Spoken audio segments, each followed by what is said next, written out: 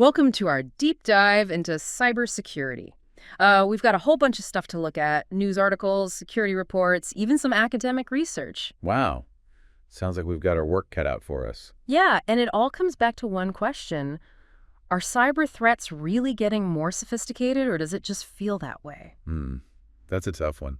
I mean, the answer's not so simple, is it? Definitely not. Right. And it seems like AI is making everything even more complicated. Oh, absolutely. Like this article from Security Affairs, it talks about this fake video going around. A fake video? What do you mean? It shows what looks like Haitian immigrants illegally voting in Georgia. Oh, wow. And it's supposed to be pretty convincing, right? Like a deep fake. Exactly. And get this, U.S. intelligence agencies are saying it's linked to Russian operatives. So this isn't just some random internet prank. This is a deliberate attempt to influence the election. Yeah, it's pretty scary to think about. Imagine this spreading like wildfire on social media. I mean, social media is the perfect platform for this kind of disinformation campaign. It's designed to go viral. It really makes you wonder what's real anymore. It's getting harder and harder to tell. Yeah. Especially as the technology gets more sophisticated. Like ChatGPT-4, that's OpenAI's voice-enabled AI, right? That's right. Bleeping Computer had an article about how it could be used for some seriously convincing voice scams. Oh, yeah. ChatGPT-4. Yeah. It's got everyone talking, and not always for the right reasons. What do you mean? Well, some researchers at the University of Illinois actually showed how it could be used to pull off these scams. Wait, really? Yeah, they were able to bypass ChatGPT-4's safeguards and use it to do all sorts of things. Like what? Oh, simulating bank transfers, buying gift cards, even transferring cryptocurrency. They even had it impersonating IRS agents on phone calls. Oh, no. So you could get a call from what sounds like your bank, and it's actually just an AI trying to steal your money. Pretty much. It's pretty unsettling. How do they even teach it to sound like a real person? They fine-tuned it to replicate specific speech patterns and inflections. It's amazing what they can do with this technology. So it's not just getting smarter, it's getting more human. That's a little creepy, to be honest. It definitely blurs the lines, and it makes you wonder if we're creating more problems than we're solving. It feels like a constant race. Every time we develop a new technology, someone finds a way to exploit it. It's like a game of cat and mouse. And as the technology gets more powerful, the stakes get higher. Speaking of exploits, I was reading about this LastPass scam. You know, that the password manager... Oh, LastPass. Right. What happened? Scammers were posting fake 5-star reviews for the LastPass Chrome extension. Fake reviews. So people thought they were downloading the real thing. Yeah, and the reviews had these bogus customer support numbers. So when people had a problem, they'd call these numbers thinking they were getting help from LastPass. And then what? The scammers would pretend to be LastPass support and try to get people to download malicious software. They'd use all this technical jargon and scare tactics to pressure people into giving them access to their computers. It's pretty scary to think about. People are trying to protect their passwords, and they end up getting scammed. It's a good reminder to always be careful about what you download and who you trust online. Definitely. And to double-check those reviews. You can't even trust 5 stars anymore. Speaking of trust, we should talk about this Okta vulnerability. It was a pretty big deal. Okta, that's like enterprise-level stuff, right? Yeah. Big companies use it for authentication. Right. And this flaw could let attackers bypass password verification in certain situations. Okta did fix it eventually, but still, it's pretty concerning. So even companies with huge security budgets can be vulnerable. It just goes to show nobody's immune to these kinds of attacks. And it raises the stakes even higher when we start talking about critical infrastructure. Oh, yeah. Like that attack on the San Joaquin County Superior Court, it shut down everything. Phone lines, e-filing, payments. They even had to excuse jurors. It's becoming more common, unfortunately. We're seeing more attacks on industrial control systems, the things that run our power grids, water treatment plants, you name it. I read about these flaws in software from Mitsubishi Electric and Rockwell Automation. They're both big names in industrial automation. And these were serious vulnerabilities. Remote code execution, denial of service attacks, authentication bypass. Imagine what could happen if someone got control of a power grid through one of these. That's terrifying. We're not just talking about stolen data anymore. We're talking about potential chaos. CISA, the Cybersecurity and Infrastructure Security Agency, has been sounding the alarm about this. They're pushing for everyone to patch these systems and take security seriously. Because a lot of these systems are outdated and vulnerable. Yeah, exactly. And that brings us to this whole issue of security debt. It's often overlooked, but it's a huge problem. What exactly is security debt? It's basically the cost of neglecting security updates and ignoring vulnerabilities. Okay. We have a couple of reports here that really highlight the issue. One from Kyndryl, featured in Cybersecurity Dive, found that 90% of executives think their company's tech is great, but almost two-thirds are worried about outdated systems. That doesn't really add up, does it? It's a disconnect for sure, and the numbers are pretty stark. 44% of mission-critical IT infrastructure is nearing or has already reached end-of-life status. So they're basically sitting ducks. Essentially, it's like ignoring the maintenance light in your car. You might get away with it for a while, but eventually, something's going to break. And in this case, the consequences could be catastrophic. Right. We tend to focus on the flashy new threats, but neglecting basic security hygiene can be just as dangerous. So we've got election interference, AI-powered scams, vulnerabilities, attacks on critical infrastructure, and this whole problem of security debt. It's a lot. It is. And we haven't even gotten to the actual impact of all of this. The data breaches and ransomware attacks. Oh, right. So what happens when these threats actually succeed? We'll have to save that for next time. Definitely. We'll be diving into the real-world consequences of all these cyber threats in the next part of our deep dive. Stay tuned. Welcome back to our deep dive. Last time, we really went down the rabbit hole. AI, election interference, outdated systems, you name it. Yeah, we covered a lot of ground. But the good news is there's plenty we can do to protect ourselves. Okay, so let's talk about that. What are some practical steps people can take? Well, let's start with the basics. Passwords. I know it's not glamorous, but strong passwords are still crucial. Right. Password 123 isn't going to cut it anymore. Not even close. You need something unique and complex for each account, and that's where a password manager can be a lifesaver. So it remembers all those complicated passwords for you. Exactly. You only have to remember one master password. They're really easy to use these days. Okay, password manager, check. What else? Two-factor authentication. Whenever you can, turn it on. It adds that extra layer of security. So even if someone gets your password, they can't get into your account. Right. They'll need that second factor, like a code sent to your phone. Got it. Double the protection. What else should we be watching out for? Be mindful of what you click on. Those phishing emails are still out there. The ones that try to trick you into clicking on a bad link? Yeah, those. Don't click on anything suspicious, especially if it's playing on your emotions, like creating a sense of urgency or fear. Oh yeah, those are the worst. They really get you when you're not paying attention. And speaking of things that try to grab your attention, social media.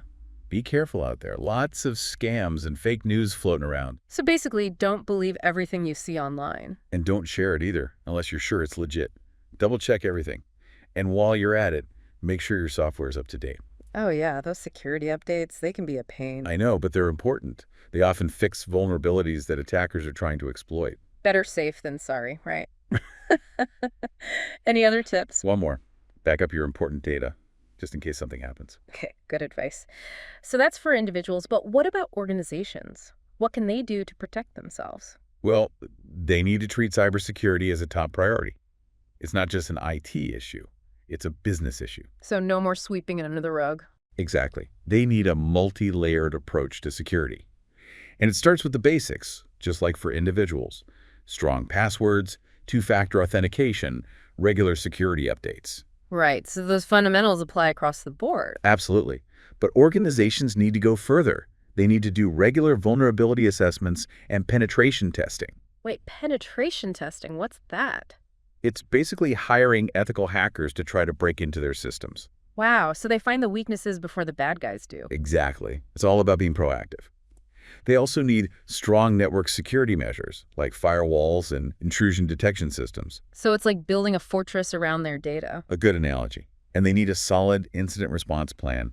What happens if a breach does occur? So they're not just scrambling around trying to figure out what to do. Right. They need to know exactly what steps to take to minimize the damage. And one thing that's often overlooked is employee training. People are often the weakest link in the chain. Yeah, we've all clicked on a phishing email at some point. I know I have. It happens.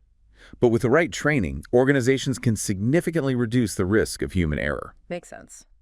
So it's a combination of technology, processes, and people. Exactly. And the most important thing is to remember that security is an ongoing process, not a one-time project. So it's never really finished. You always have to be adapting and evolving. That's the nature of the beast. But there are resources available to help. Organizations like CISO provide guidance and support. So there's help out there for those who need it. Definitely. And remember, security doesn't have to be a burden. By taking the right approach, organizations can protect themselves and their reputation. So we've talked about what individuals and organizations can do, but where does policy and regulation fit into all of this? That's a great question. Technology alone can't solve the cybersecurity challenge. We need strong policies and regulations to support it. Like what kind of policies? Well, we need stronger data privacy laws to protect sensitive information and regulations that encourage organizations to adopt better security measures. So kind of like building codes for the digital world. Exactly.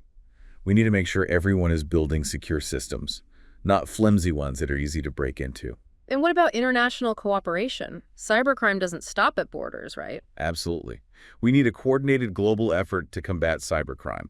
It's a global issue that requires a global solution. It sounds like a lot of moving parts, but it's good to know that people are working on these issues. It's a work in progress.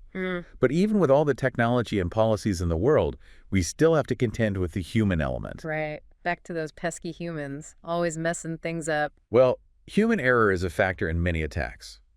But the human element goes beyond just making mistakes. It's about understanding the psychology of cybercrime. The psychology, what do you mean? Well, attackers use all sorts of psychological tricks to manipulate people. It's called social engineering.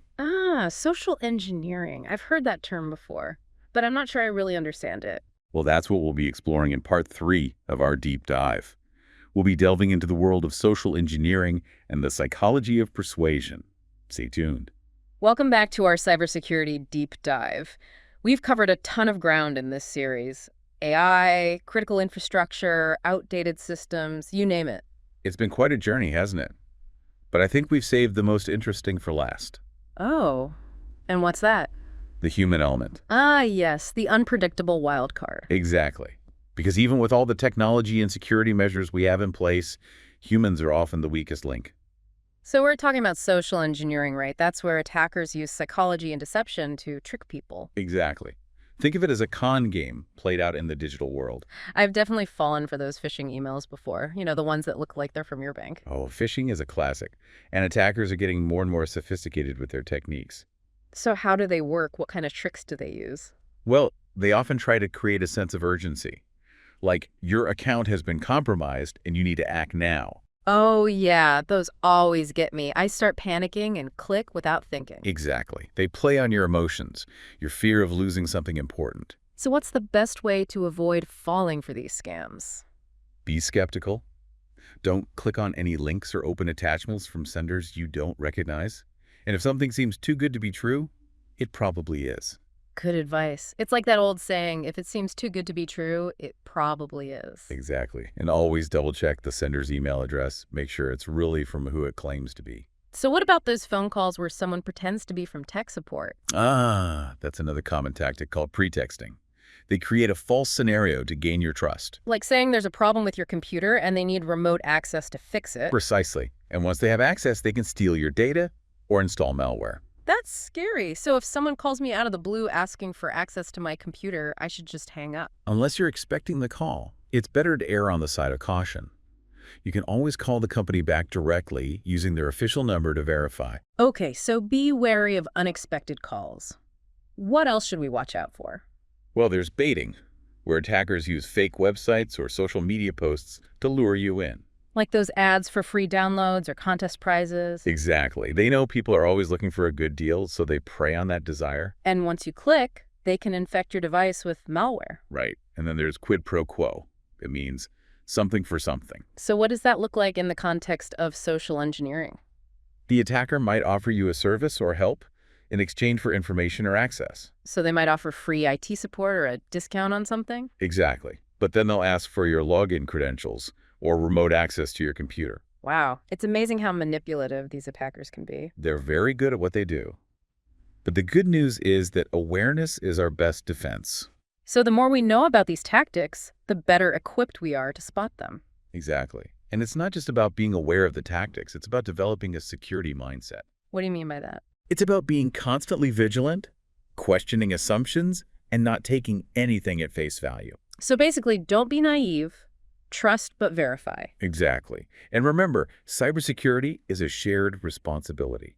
We all have a role to play in protecting ourselves and each other. Well, This has been an incredibly insightful deep dive. We've learned so much about the evolving threat landscape and the importance of staying vigilant in the digital world. It's been a pleasure sharing my insights with you.